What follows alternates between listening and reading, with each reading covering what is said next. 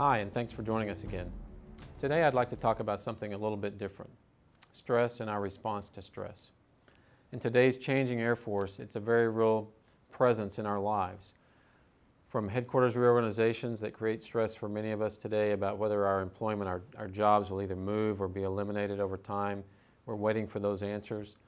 On the military side, we're going through force shaping programs for many of our airmen, and they're waiting to learn at some point in the future whether they will be allowed to stay in the Air Force or be asked to retire or separate. These are very real stresses that significantly impact us individually. So in response to that, as I've observed in my career, we respond to stress differently.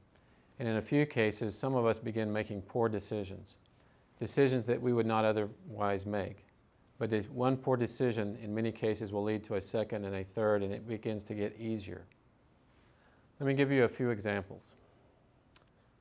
The first story is about Abu Ghraib prison in Iraq, and many of you may be familiar with it.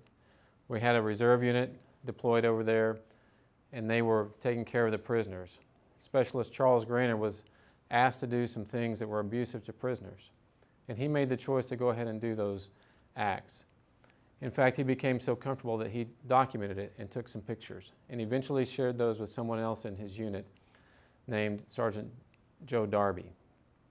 Joe also saw those pictures, and he looked at them, and what he saw was something that was wrong, and he knew it was wrong. And what he struggled with for a period of time was, what do I do with that? These are my friends, these are my peers, this is my unit.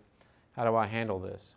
Eventually, he made a different choice. He chose to turn them into his chain of command, show the pictures, and just kind of advise them that this was wrong and he expected something to occur and some action to take place.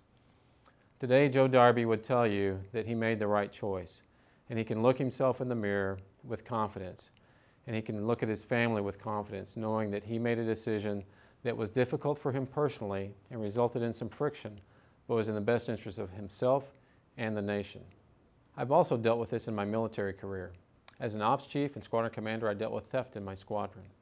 In the engineering flight, I dealt with an inspector who stole materials, essentially asking the construction contractor to place excess concrete to form his driveway and make his driveway at his own home.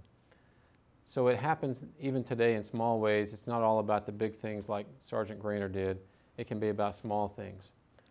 Today I've also learned that across our Air Force, as we're dealing with these uncertainties, we've had a few folks who are also stealing their own time, in essence, and undermining their leaders in some cases, because they feel justified because of the uncertainty and the pain they're going through individually.